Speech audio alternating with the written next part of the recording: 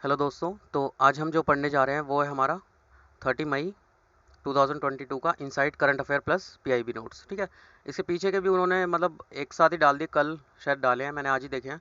तो 24 के बाद के 5-6 दिनों के उन्होंने 3-4 करके एक ही साथ डाल रखे हैं। ठीक है, तो कोशिश करूंगा मैं इसको कवर करने के बाद उनको भी अगर कवर करने के लिए।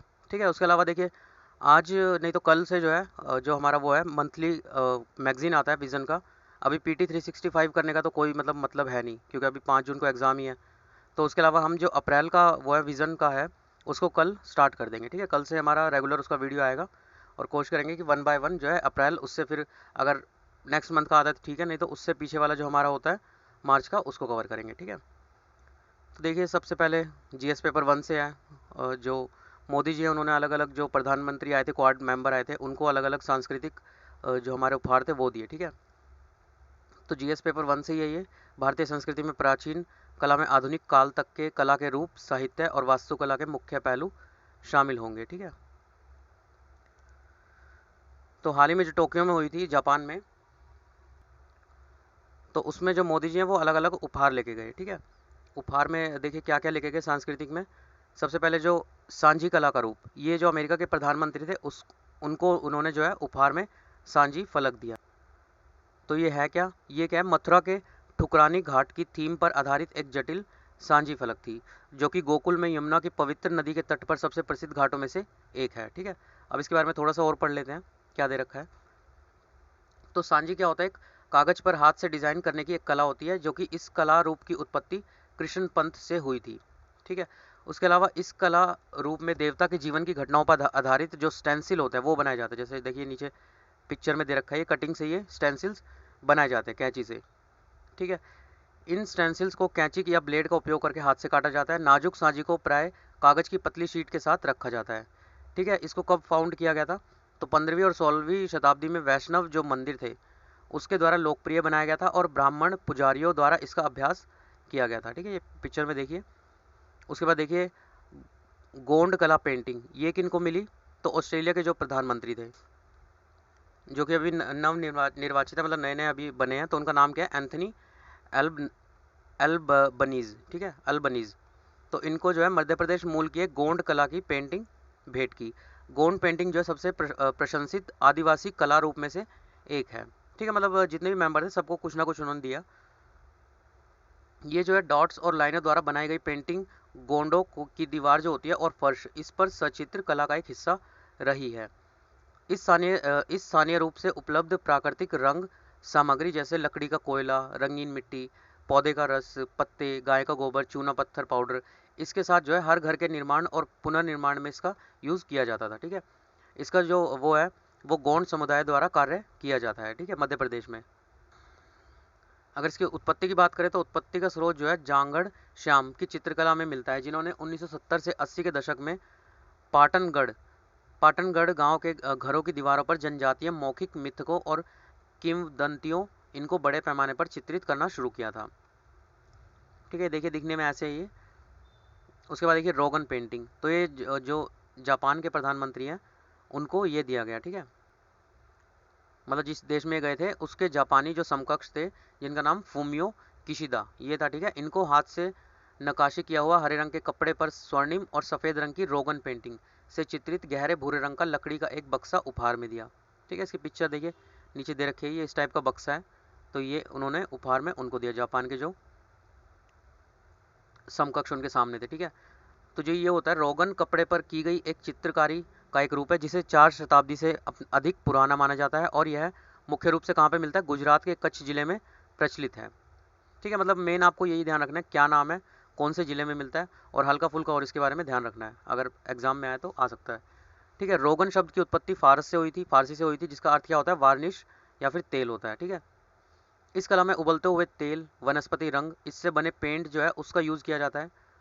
आमतौर पर रोगन पेंटिंग में केवल आधे कपड़े को ही रंगा जाता है और फिर इसकी मिरर इमेज बनाने के लिए इसे जो है मोड़ा जाता है। ठीक है, यह चित्र मुख्यतः केवल पुरुषों द्वारा ही की जाती है। ठीक है, अब गुजरात में कई महिलाएं भी रोगन पेंटिंग का कार्य करने लगी हैं। ये देखने में ऐसा होता है। उसके अलावा देखिए जीएस पेपर 3 से अगला topic PM care for children. तो इसमें जो पीएम केयर है उससे मतलब जो जो बच्चे जिनके मतलब कोरोना में मतलब मदर फादर नहीं रहे उनको इसमें से मतलब फंड दिया जा रहा है, ठीक है। तो उसके बारे में देखेंगे। तो प्रधानमंत्री मोदी जी ने कोविड-19 महामारी के दौरान अपने माता पिता को खो देने वाले बच्चों के लिए पीएम केयर्स फॉर चिल्ड्रन योजना के तहत विभिन्न सुविधाएं जारी की हैं। तो जो पीएम केयर्स फंड होता है, प्रधानमंत्री इस ट्रस्ट के क्या होते हैं, अध्यक्ष होते हैं। इसके सदस्यों में रक्षा मंत्री, गृह मंत्री और वित्त मंत्री को शामिल किया जाता है। उसके अलावा इस ट्रस्ट में विज्ञान, स्वास्थ्य, विधि और सार्वजनिक सेवा जैसे क्षेत्रों के विख्यात व्यक्तियों को बतौर मनोनीत सदस्य नियुक्त किया जाता है, ठीक है। यह ट्रस्ट जो होता है वो धन का आवंटन और लाभार्थियों के चयन का निर्णय ट्रस्ट के सदस्य व मनोनीत सदस्यों के सामूहिक निर्णय के द्वारा किया जाता है, मतलब इन दोनों के द्वारा ये किया जाता है, ठीक है। इस ट्रस्ट में भी सरकार के बजट स्रोतों अथवा सार्वजनिक क्षेत्र के उपक्रमों के बैलेंस शीट से मिलने वाले अंशदान स्वीकार नहीं किए जाते हैं, ठीक है। जो मतलब इसमें पर्सनल जो पैसा डालते हैं वो पर्सनल डालते हैं, ठीक है। सार्वजनिक क्षेत्र के उपक्रम इनसे जो है पैसा नहीं लिया जाता है। कंपनियों द्वारा किया गया दान कंपनी अधिनियम 2013 के अधीन कॉर्पोरेट सामाजिक उत्तरदायित्व के अंतर्गत वर्गीकृत किए जाते हैं, ठीक है। देखते हैं अब इसके बारे में क्या न्यूज़ है। इसको 2021 में शुरू किया गया था। पर्पज़ क्या था, तो कोविड से प्रभावित बच्चों की सहायता और सशक्तिकरण करना उनका, ठीक है।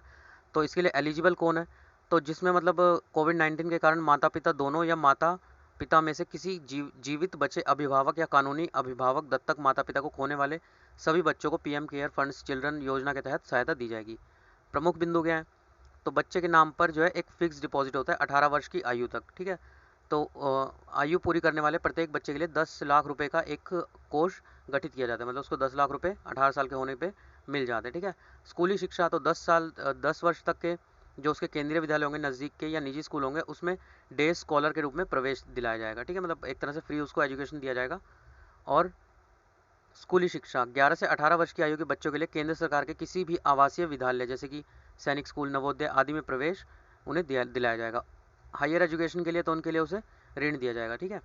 जो मतलब 10th 12th के बाद जो होती है कॉलेज वगैरह। स्वास्थ्य बीमा, ऐसे में जो पीएम जे आयुष्मान भारत योजना उसके तहत लाभार्थी के रूप में जो नामांकित किया जाएगा, जिसमें 5 लाख रुपए का स्वास्थ्य बीमा कवर होगा उसको, ठीक है। उसके अलावा इन उपायों की आवश्यकता क्या है, तो भारत जो है उसमें वर्तमान में कोविड-19 महामारी की दूसरी प्रचंड लहर से जूझ रहा है। इस महामारी के कारण कई बच्चों के माता पिता की मृत्यु होने के कारण इन मामलों में वृद्धि हो रही है, ठीक है।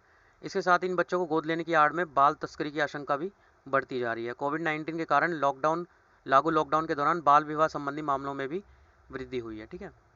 उसके अलावा देखिए अगला क्या है, वेस्ट नाइल वायरस संक्रमण, मतलब जो ये मच्छर है ये इसके काटने से फैल रहा है, ठीक है। केरल के जो त्रिशूल में वेस्ट नाइल बुखार, इसका इलाज करा रहे एक व्यक्ति ने हाल ही में दम तोड़ दिया है। तो इसके बारे में देखते हैं क्या है। तो सबसे पहले देखिए ये क्या है, जो ये है वेस्ट नाइल वायरस, ये फ्लैवीवायरस जीन्स इसका एक सदस्य है, ठीक है। फ्लैवीवायरस जीन्स का एक सदस्य है और फ्लैवीविरेड प्रजाति के जापानी जो एंसेफ्लाइटिस एंटीजेनिक कॉम्प्लेक्स है इससे संबंधित होता है, ठीक है। एक सिंगल स्टैंडर्ड आरएनए वायरस होता है, सिंगल आरएनए होता है इसमें, आरएनए जो होता है, ठीक है। उसके अलावा इस वायरस को पहली बार 1937 में युगांडा के जो वेस्ट नाइल है, ठीक है, इस जिले में एक महिला में पाया गया था। यह वायरस आमतौर पर अफ्रीका, यूरोप, मध्य पूर्व, उत्तरी अमेरिका, पश्चिम एशिया इनमें मिलता है, ठीक है। वृद्ध लोगों, बच्चों, कमजोर प्रतिरक्षा जिनका इम्यून सिस्टम वीक होता है, उन प्रणाली करने वाले लोगों को वेस्ट नाइल वायरस के संक्रमण का सबसे अधिक खतरा होता है, ठीक है। अब ये इस फैमिली के बारे में बता रखा है, फ्लैवी वायरिडाए फैमिली, इसके ये सारे मतलब इसके पार्ट्स होते हैं, ठीक है। तो इनमें इनके वो दे रखे हैं कि इनके क्या सिम्टम होते हैं, जैसे पेस्टी वायरस जीन्स है तो इसके काटने से क्या होगा, ठीक है। क्लासिक स्वाइन फीवर वायरस होगा, बॉर्डर डिजीज़ वायरस होगा, बोवाइन वायरल डायरिया होगा, ठीक है, लूज मोशन हो जाएंगे। उसके अलावा इसके अलग वो दे रखे हैं हमें, ठीक है। इतना हमें मतलब डिटेल में पढ़ने की ज़रूरत नहीं है, पर फिर भी हमें पता होना चाहिए कौन सी फैमिली से रिलेटेड होता है, ये हो सकता है आ जाए। संचरण क्या है, यह वायरस संक्रमित जो क्यूलेक्स मॉस्किटो है इसके काटने से पक्षियों से मनुष्यों में फैलता है, ठीक है। इसका नाम याद रखना, क्यूलेक्स, ठीक है। क्यूलेक्स मॉस्किटो का नाम क्या होता है, क्यूलेक्स। तो ये जो है पक्षियों को काटता है, जैसे पक्षियों को इंसान खा ले, तो इस टाइप से ये जो है फैलता है, ठीक है। बाकी सारे उपाय दे रखे हैं, कैसे क्या सिम्टम है, कैसे इसको हम कम कर सकते हैं। तो वही मच्छरों को कम करने के जो उपाय होते हैं वही इनको होते हैं, पानी ना भरने दे, इस टाइप से, ठीक है। उसके बाद कपड़े अच्छे से पहन के रखें, पानी ना भरने दे, कूलर में आसपास वगैरह गंदगी ना करें। उसके बाद देखिए अगला टॉपिक क्या है, ट्रिप्स से छूट। तो जैसा कि आपने लॉकडाउन में काफ़ी पढ़ा होगा इस टॉपिक को, इंटेलेक्चुअल प्रॉपर्टी राइट है, इसमें छूट दी गई थी। मतलब जो जैसे कोई दवाई है उसको बनाने से पहले, मान लीजिए कोई दवाई है आज के टाइम में पैरासीटामोल, तो अगर आप उसी को बना रहे तो उसको जो पैरासीटामोल की जो कंपनी है उसने पेटेंट कर रखा है। तो हमें क्या था कोरोना में, हमें ये था कि किसी भी दवाई का यूज़ करके हम कोरोना की दवाई बनाएं, तो इस टाइप से जो पेटेंट के अधिकार थे उसमें कुछ छूट दे दी गई थी कि कोई भी आके, और फिलहाल जो सॉल्यूशन है इसका, जो कोविड-19 जैसे हमने दवाई बनाई है, तो इसके लिए दवाई बनाई जो वो कोवैक्सीन है या कोविशील्ड है, ये बना रहे हैं, तो इसके लिए हम किसी भी मतलब उसका यूज़ कर सकते थे कुछ मतलब छूट के साथ। हमें डायरेक्ट जो है पेटेंट को वो करवाने की ज़रूरत नहीं थी, ठीक है। तो इसके संदर्भ में ये कहा गया है कि जो ट्रिप्स है उससे जो छूट दी गई है उसके बारे में ये आर्टिकल है, ठीक है। तो इसके अंतर्गत एक एनजीओ है, ठीक है, उसने एक समूह ने प्रधानमंत्री नरेंद्र मोदी को पत्र लिखकर जिनेवा में प्रस्तावित जो WTO की जो ट्रिप्स है उसमें कोविड-19 से निपटने हेतु टीकों, चिकित्सीय विधियों, निदानों, मुख्य रूप से पश्चिमी देशों के स्वामित्व वाले जो इंटेलेक्चुअल प्रॉपर्टी राइट है उसको छूट दिए जाने संबंधी मसौदे प्रस्ताव पर सक्रिय रूप से अपना पक्ष रखने का आग्रह किया। जो छूट दे रखी थी उसके ऊपर इन्हें बोला गया कि आप अपना पक्ष रखिए। अक्टूबर 2020 में भारत और दक्षिण अफ्रीका द्वारा संयुक्त रूप से जो WTO है, विश्व व्यापार संगठन है, उसकी जो है बौद्धिक संपदा अधिकारों के जो ट्रिप्स के जो वो है trade related aspect of intellectual property right, उस परिषद में भारत और दक्षिण अफ्रीका ने एक प्रस्ताव पेश किया था, ठीक है, जिसमें टीकों और दवाओं के उत्पादन हेतु आवश्यक प्रौद्योगिकी तक पहुंच की सुविधा सुलभ करने के लिए WTO से जो है वर्ल्ड ट्रेड ऑर्गेनाइजेशन से महामारी की अवधि के दौरान जो ट्रिप्स एग्रीमेंट है उसके कुछ प्रावधानों को हटाए जाने की मांग की गई थी, ठीक है। भारत और दक्षिण अफ्रीका दोनों देशों ने ऐसा किया था, ठीक है, जब मतलब कोरोना यहाँ पे फैला हुआ था।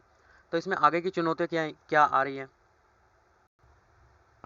तो इसमें जो WTO के सदस्य हैं उन्होंने क्या कहा कि इसमें जो दो प्रमुख आपूर्तिकर्ता देश है जैसे भारत और चीन है, इनको जो संभावित IPR दायित्व है, IPR क्या है, इंटेलेक्चुअल प्रॉपर्टी राइट है, उनसे जो छूट है उससे बाहर रखा जाए, क्योंकि उन्हें पता है कि चाइना इतना बड़ा है और इंडिया भी, मतलब जो हमने जो मेडिसिन बनाई है वो इतने छोटे टाइम में हमने पूरे इंडिया में सर्कुलेट कर दी और प्लस दूसरे देशों में भी सर्कुलेट कर रहे हैं। तो अगर हमारे देश को छूट मिलती है या चाइना को मिलती है तो वो बहुत मतलब इजीली जो है उसको मतलब बना के और इजीली जो है डिस्ट्रीब्यूट कर सकते हैं। तो ये जो छूट दी जा रही है ये इन दोनों देशों को इससे बाहर रखा जाए, ठीक है। इसके अलावा पश्चिमी देशों के दवा निर्माता छूट के किसी भी लाभ को केवल अफ्रीकी देश के लिए सीमित करना चाहते हैं, ठीक है, कोई भी लाभ मिल रहा है तो अफ्रीकी देश जो है यहाँ पे बना सके, ऐसा पश्चिमी देश चाहते हैं, ठीक है। बड़ी उत्पादन क्षमता वाले भारतीय निर्माताओं के लिए पश्चिमी प्रतिस्पर्धा के बाजार को आसानी से कम करने का कोई मार्ग प्रशस्त नहीं करना चाहते हैं, ठीक है। मतलब ये इंडिया को छूट ना दी जाए, नहीं तो वो जो है इजीली सारे मार्केट को एक्वायर कर लेगा, इंडिया या चाइना भी, ठीक है।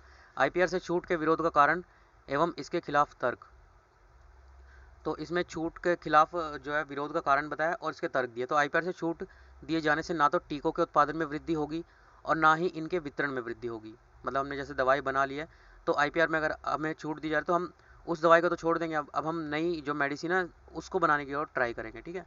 तो इससे जो है इसमें वृद्धि नहीं होगी वितरण में या फिर उत्पादन में, चूंकि IP जो है इंटेलेक्चुअल प्रॉपर्टी बौद्धिक संपदा कोई इसमें बाधा नहीं करता, अतः IPR से छूट दिया जाना कोविड-19 टीकों के वायरस से लड़ने के लिए व्यावहारिक समाधान अभी नहीं है। आज के टाइम की बात हो रही है तो अभी ऐसा व्यावहारिक समाधान ये नहीं होगा, ठीक है। उसके अलावा नकली टीकों के प्रवेश के लिए दरवाजे खुल जाएंगे इससे, मतलब कोई भी अगर जैसे दवाई बना रहे तो आसपास की भी अगर वो दवाई बना लेगा जो कोरोना से थोड़ी बहुत भी लड़ रही है तो वो नकली दवाई भी एक तरह से वो नकली दवाई मानी जाएगी, ठीक है। तो उसके भी बढ़ने के चांस हो जाएंगे।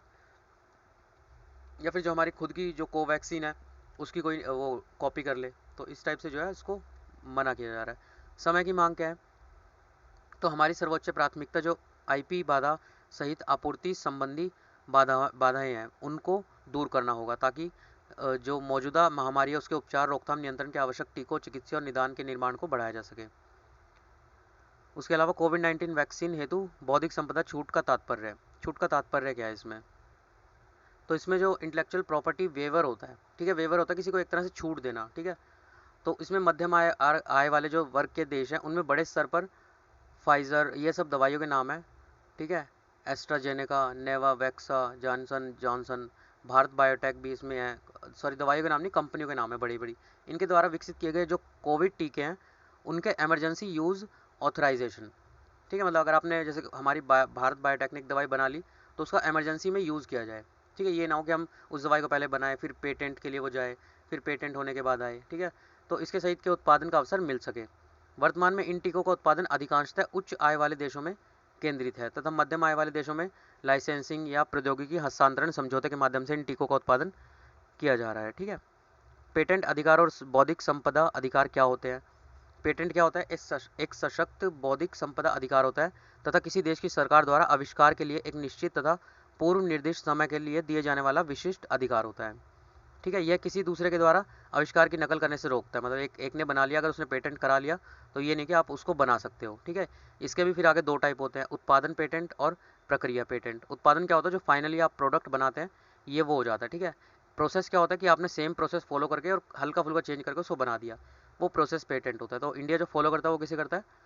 प्रोसेस पेटेंट को फॉलो करता है। ठीक है, प्रक्रिया पेटेंट है 1970 के दशक से इंडिया में ये चला रहा है, जिसकी वजह से भारत वैश्विक स्तर पर जेनेरिक दवा को महत्वपूर्ण उत्पादक बन गया और 1990 के दशक में सिप्ला जैसी कंपनियों के लिए अफ्रीका को एचआईवी विरोधी दवाएं प्रदान करने की अनुमति दी जा सकी थी उस समय पर। ठीक है, लेकिन जो ट्रिप्स समझौता उसके अंतर्गत निर्धारित दायित्वों के कारण भारत को वर्ष 2005 में पेटेंट अधिनियम में संशोधन करना पड़ा और फार्मा, रसायन, बायोटेक क्षेत्र में उत्पादन पेटेंट व्यवस्था लागू करनी पड़ी।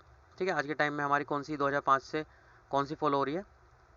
तो उत्पादन पेटेंट। ठीक है, पहले कौन सी थी 2005 से पहले? तो प्रोसेस पेटेंट। ट्रिप्स समझौता है क्या? तो ट्रिप्स जो है समझौता 1995 में डब्ल्यूटीओ में एक समझौता वार्ता हुई थी। इस समझौते के तहत सभी हस्ताक्षरकर्ता देशों के लिए इस संबंध में घरेलू कानून बनाना एक अनिवार्य हो गया था। ठीक है, मतलब अपने देश में घरेलू कानून बनाना। तो ये जो समझौता था वो बौद्धिक सुरक्षा संबंधी न्यूनतम मानकों की गारंटी प्रदान करता था। मिनिमम जो वो होते थे, गाइडलाइंस होते थे, स्टैंडर्ड्स होते थे, वो इसमें डिसाइड होते थे। इस तरह की कानूनी स्थिरता नवोन्मेष को, जो नए नए आविष्कार होते थे, उनको कई दिशा में अपनी बौद्धिक संपदा का मुद्रीकरण करने में सक्षम बनाता था। मतलब पेटेंट करवा ले तो जैसे कि मान लीजिए आज भारत में कोवैक्सीन बन गया। ठीक है, तो अगर कोई और देश इसको यूज़ करेगा तो उसका कुछ परसेंट जो है, जो हमारी भारत बायोटेक है, उसको जाएगा यहाँ पे। ठीक है, पेटेंट करवाने के बाद 2001 में डब्ल्यूटीओ द्वारा दोहा घोषणा पर हस्ताक्षर किए गए थे, जिसमें स्पष्ट किया गया था कि सार्वजनिक स्वास्थ्य आपातकाल में सभी सरकारें अपने देश की कंपनियों को निर्माताओं के लिए अपने पेटेंट लाइसेंस देने के लिए मजबूर कर सकती है। मतलब अगर जैसे अब उसमें था, क्या बोलते हैं, कोरोना में हमारा क्या था, हमें जो आवश्यक जो पेटेंट लाइसेंस था, जो हमारे देश में जो भी कंपनियों ने, मान लीजिए किसी ने पैरासीटामोल बना रखी है या ऐसी ऐसी जो दवाई बना रखी है, तो अगर आवश्यकता पड़ती है तो हम उस पेटेंट का जो लाइसेंस है वो उनसे ले सकते हैं। मतलब कुछ टाइम के लिए हम उसका यूज़ कर सकते हैं बिना उनके जो है अनुमति के। ऐसा सरकार के द्वारा किया जाता है। ठीक है, इसे जो है अनिवार्य लाइसेंसिंग भी कहा जाता है और इसे ट्रिप्स समझौते शामिल किया गया था और दोहा घोषणा में इसका उपयोग करने का स्पष्ट किया गया था। ठीक है, उसके बाद देखिए, म्यांमार के विदेश मंत्री को आसियान बैठक में शामिल होने का निमंत्रण नहीं दिया। जो हमारे प्रधानमंत्री जी, उन्होंने ऐसा नहीं किया। ठीक है, तो आसियान और जो भारत के विदेश मंत्री हैं उनकी बैठक में मेजबानी जून के मध्य से भारत के विदेश मंत्रालय जो है उसके द्वारा की जाएगी। ठीक है, जून की जो वो होगी, मेजबानी होगी जून में, वो भारत करेगा इसमें। ठीक है, इस बैठक में भारत सरकार द्वारा म्यांमार के विदेश मंत्री को आमंत्रित किए जाने की संभावना नहीं हो रही है। ठीक है, तो इसे जो है संबंधित अंतर्राष्ट्रीय दबाव समझा जा रहा है ऐसे होने को, क्योंकि जो म्यांमार है उसमें क्या है, सैन्य जुंटा। ठीक है, मतलब वहाँ पे सैन्य ने क्या किया, प्रधानमंत्री को वहाँ के जेल में डाल दिया और खुद ही वहाँ पे शासन चला रहे हैं। ठीक है, भारत ने आसियान के विदेश मंत्रियों की बैठक, जो आसियान फॉरेन मिनिस्टर मीटिंग थी और यूएस आसियान मीटिंग है, इसमें केवल गैर राजनीतिक और गैर सैन्य प्रतिनिधियों को आमंत्रित किए जाने संबंधी आसियान देशों के सर्वसम्मति से लिए गए फैसले का पालन करने का निर्णय लिया है। तो इसमें संबंधित प्रकरण क्या, क्यों नहीं बुलाया? तो म्यांमार में बड़े पैमाने पर विरोध प्रदर्शन, सशस्त्र प्रतिरोध और सामूहिक हत्याएं हो रही है। ठीक है, निर्वाचित नेता जो आंग सान सू की है उनको जेल भेजा जा चुका है। जो वहाँ के निर्वाचित जो चुने हुए नेता थे उनको जेल भेजा जा चुका है। म्यांमार की सेना ने पिछले साल तख्ता पलट करते हुए 1948 में ब्रिटिश शासन से आज़ादी के बाद देश के इतिहास में तीसरी बार सत्ता हथिया लिया। थर्ड टाइम उसमें ऐसा हुआ म्यांमार में, जिसे पहले जो है बर्मा भी कहते थे। तख्ता पलट पर अंतर्राष्ट्रीय प्रतिक्रिया अगर देखें तो इसमें जो है संयुक्त राष्ट्र द्वारा म्यांमार में हिंसा की तीव्रता और गरीबी में तेजी से वृद्धि तथा गहराते मानवीय संकट उत्पन्न होने की चेतावनी दी है। अमेरिकी विदेश मंत्री जो एंटनी ब्लिंकन है, उन्होंने म्यांमार के सुरक्षा बलों पर आतंक का शासन करने का आरोप लगाया। अमेरिका, ब्रिटेन, यूरोपीय संघ, इनके द्वारा म्यांमार के सैन्य अधिकारियों पर प्रतिबंध लगाए गए। ठीक है, चीन ने तख्ता पलट की निंदा की, मतलब हर देश ने यहाँ पे इसको गलत बताया। ठीक है, और करते हुए जो यूएनएससी है, यूनाइटेड नेशंस सिक्योरिटी काउंसिल, उसके एक प्रस्ताव को अवरुद्ध कर दिया। हालांकि म्यांमार के लोकतांत्रिक मानदंडों पर लौटने की मांग का समर्थन है। अब इसमें भारत की मांग है तो म्यांमार में लोकतंत्र व्यवस्था की जल्दी जल्दी वापसी हो, सभी प्रकार की हिंसा की पूर्ण समाप्ति, वार्ता के जरिए मुद्दों का समाधान हो, हिरासत में लिए गए बंदी और कैदियों की रिहाई हो। ठीक है, ऐसा भारत की मांग है वहाँ पे। भारत द्वारा म्यांमार के संदर्भ में आसियान समूह की पहल तथा 5 सूत्री सहमति का समर्थन किया जा रहा है। ठीक है, 5 सूत्र कौन से 5 सूत्र है? हिंसा की तत्काल समाप्ति, शांतिपूर्ण समाधान के लिए म्यांमार में सभी हितधारकों के बीच संवाद, मध्यस्थता की सुविधा हेतु आसियान के एक विशेष दूत की नियुक्ति, म्यांमार को सहायता, विशेष प्रतिनिधि मंडल द्वारा म्यांमार का दौरा। अब इसका इतिहास थोड़ा सा देख लेते हैं कि कब कब मतलब यहाँ पे तख्ता पलट हुआ है सैन्य का। तो ब्रिटिश साम्राज्यवादियों ने 19वीं शताब्दी के दौरान आज के म्यांमार पर कब्जा कर लिया था। ठीक है, तो इन अंग्रेजों द्वारा वहाँ के प्रमुख जातीय समूह, जिसका नाम क्या था, बर्मन या फिर बमार, उनके नाम पर यहाँ पर बर्मा इसको कहते थे। इस समय औपनिवेशिक भारत एक प्रांत के रूप में शासन किया। यह व्यवस्था 1937 में बर्मा को ब्रिटिश भारत से अलग कर एक अलग उपनिवेश बनाए जाने तक जारी रही। 1937 में बर्मा कहाँ हो गया था, भारत से अलग हो गया था। 1948 में स्वतंत्रता हासिल होने के बाद भी इसका नाम बर्मा नाम बरकरार रखा, जो बाद में बर्मा संघ यूनियन ऑफ बर्मा बन गया। फिर 1962 में सेना ने पहली बार देश की जो नागरिक सरकार थी उसको हटाकर सत्ता संभाली। ठीक है, फर्स्ट टाइम सेना ने ऐसा किया था 1962 में। 1974 में देश के आधिकारिक नाम को संशोधित कर socialist Republic of the union of Burma ये रखा गया था 1974 में। 1988 में म्यांमार के सशस्त्र बलों ने जनता के एक विरोध, जिसमें हजारों लोग मारे गए 1988 में 88 में, उसको दबाने के लिए बाद में देश में फिर से सत्ता संभाली। सेना ने दूसरी बार ऐसा किया और देश के आधिकारिक नाम को फिर से बदलकर यूनियन ऑफ बर्मा ये कर दिया। इसके एक साल बाद फिर म्यांमार की संसद, जो जुंटा, जिसका नाम क्या है, जुंटा है, उसने एक कानून पारित कर बर्मा का नाम परिवर्तित कर म्यांमार रख दिया और देश का नाम म्यांमार संघ हो गया। म्यांमार का सैन्य संविधान अगर हम देखें तो म्यांमार में सेना द्वारा 2008 में एक संविधान का मसौदा तैयार किया गया था और इसी वर्ष अप्रैल में इस संदेहास्पद जनमत संग्रह कराया गया था 2008 में। ठीक है, यह संविधान सेना द्वारा तैयार किया गया लोकतंत्र का रोड मैप था, जिसे सेना ने पश्चिमी देशों के दबाव के कारण निर्मित किया था। ठीक है, पश्चिमी देशों का दबाव था, इसकी वजह से उन्होंने जो है इसको लोकतंत्र का रोड मैप तैयार किया था कि हाँ हम भी लोकतंत्र देश है। इसके अलावा सैन्य शासन के लिए यह एहसास भी हो चुका था कि म्यांमार को बाहरी दुनिया के लिए खोलना अब एक विकल्प नहीं बल्कि एक गंभीर ज़रूरत भी है। ठीक है, क्योंकि बाहरी दुनिया के लिए खोलेंगे तभी तो व्यापार करेंगे, टूरिस्ट आएंगे, पैसा आएगा, कुछ ना कुछ ऐसा होगा।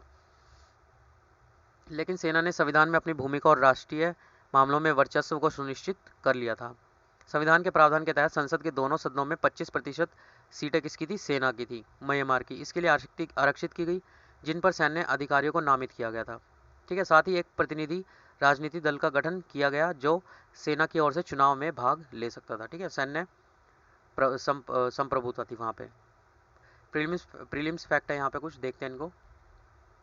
पहला है पाल्मे डी और पुरस्कार। ये जो है फिल्म उद्योग में सबसे प्रतिष्ठित पुरस्कारों में से एक माना जाता है। पाल्मे डी और 2022 विजेता तो कौन था, ट्रायंगल ऑफ सैडनेस। इसको जो है 2022 का रूबेन ऑस्टलैंड द्वारा निर्देशित जो है मूवी थी, इसको दिया गया। ठीक है, यह पुरस्कार कैन्स फिल्म फेस्टिवल, इसमें भाग लेने वाली फिल्मों में सर्वश्रेष्ठ फिल्म को प्रदान किया जाता है। ठीक है, अगर हम भारत से देखें तो भारत से भी एक जो है नीचा नगर पुरस्कार जीतने वाली एकमात्र भारतीय फिल्म है। यह फिल्म भारत में कभी रिलीज नहीं हुई। ठीक है, जो कि किसके द्वारा बनी थी, चेतन आनंद द्वारा। कांस फिल्म जो समारोह था विश्व में आयोजित किए जाने वाले 5 सबसे बड़े अंतर्राष्ट्रीय फिल्म समारोह में से एक था। बाकी 4 के नाम क्या है, वेनिस फिल्म महोत्सव, बर्लिन अंतर्राष्ट्रीय फिल्म महोत्सव, टोरंटो अंतर्राष्ट्रीय फिल्म महोत्सव, संडास फिल्म महोत्सव।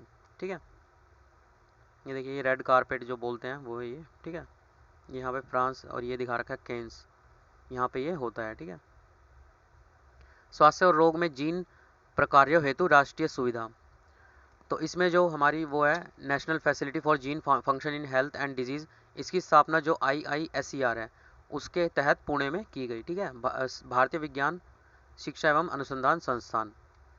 ठीक है, तो ये IISER जो है पुणे द्वारा जो DBT है, जैव प्रौद्योगिकी विभाग है, उसके सहयोग से किया जाएगा। उसके अलावा इसका पर्पज़ क्या है, तो कैंसर से लेकर मधुमेह तक की कई बीमारियों का अध्ययन करने वाले शोधकर्ताओं को पशु मॉडल की समय पर आपूर्ति सुनिश्चित करना। इस केंद्र पर चूहों और खरगोशों का रखा जाएगा, जिससे इनका आयात करने की आवश्यकता जो है समाप्त हो जाएगी। ठीक है, आवश्यकता क्या है, मानव स्वास्थ्य पर जूनोटिक जो रोग होते हैं उनके प्रभाव को समझने के लिए केवल मानव परीक्षण अपर्याप्त है, अतः प्रायोगिक सेटअप में पशु मॉडल का उपयोग होना आवश्यक है। ठीक है, तो ये देखिए यहाँ पे दिखा रखे national facility for gene function Hasdeo one. ठीक है, तो ये क्या है, छत्तीसगढ़ सरकार जो है हसदेव वन में कोयला खनन की अनुमति देने के विवाद में फंस गई है। ठीक है, उत्तरी भाग में छत्तीसगढ़ के, कहाँ पे है, उत्तरी भाग में हसदेव अरण्य वन। यह वन अपनी जैव विविधता और कोयले के भंडार के लिए भी जाना जाता है। महानदी की सहायक नदी हसदेव नदी इस जंगल से होकर गुजरती है, जिसपे इसका नाम रखा गया है। यह मध्य भारत में सबसे बड़ा अखंडित वन है, जिसमें प्राचीन साल और सागौन दोनों लकड़ियाँ होती हैं ना, उसके जंगल पाए जाते हैं। ठीक है, ये देखिए अलग अलग वो दे रखे हैं, ये फॉरेस्ट कवर, ये हमारे जितने ये मतलब राष्ट्रीय उद्यान यहाँ पे दे रखे हैं ये। तो इनके बारे में नीचे देखते हैं क्या न्यूज़ है। वित्त वर्ष 2022 में अमेरिका बना भारत का सबसे बड़ा व्यापारिक भागीदार। ठीक है, तो 2021 से 22 में जो है 119.42 बिलियन डॉलर का इसका व्यापार रहा, जबकि 20 से 21 में 80.51 बिलियन डॉलर का था। अमेरिका उन कुछ देशों में से जिनके साथ भारत का व्यापार अधिशेष मतलब सरप्लस, ज़्यादा कह सकते हैं आप, इतना अधिशेष में रहता है। ठीक है, 21 से 22 में 9 अरब डॉलर के साथ दूसरे नंबर पर संयुक्त अरब अमीरात, तीसरे नंबर पे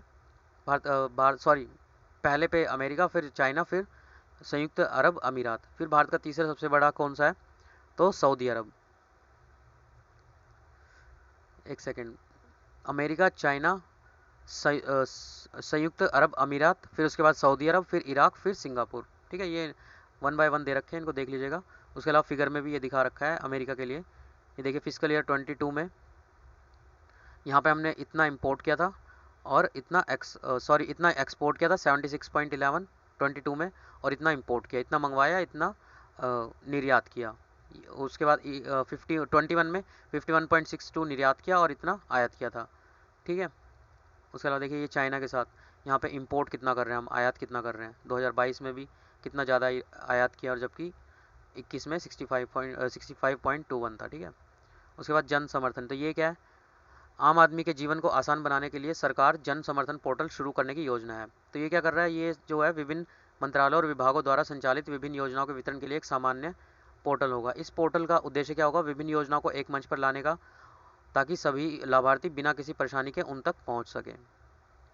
पहला बायोटेक पार्क है, यहाँ पे देखिए जम्मू कश्मीर में बन रहा है, जिसकी जिले की जम्मू कश्मीर के कठुआ जिले के घट्टी में भारत के पहले बायोटेक पार्क का उद्घाटन किया जा रहा है। यह बायोटेक जो पार्क है वो जम्मू कश्मीर और लद्दाख की जैव विविधता, औषधीय सुगंधित पौधों पर शोध करेगा और हरित श्रेणी के व्यवसायों को बढ़ावा देगा। ठीक है, इस परियोजना के कार्यान्वयन की जिम्मेदारी किस पे है, CSIR Indian institute of integrative medicine. ठीक है, CSIR का IIOTM, इसके ऊपर जो है CSIR IIMM, ठीक है, उसको जम्मू को सौंपी गई। ठीक है, उसके अलावा बस देखिए इतना ही था आज का। तो इसके अलावा देखिए जो पीछे के हैं उनको भी कोशिश करेंगे कि कवर कर लें। बाकी अगर वीडियो पसंद आता है तो आप लाइक सब्सक्राइब कर सकते हैं। बाकी कल से हम जो है रेगुलर मंथली अप्रैल की जो मैगजीन है उसको कंटिन्यू करेंगे कल से। ठीक है, तो हैव अ गुड डे।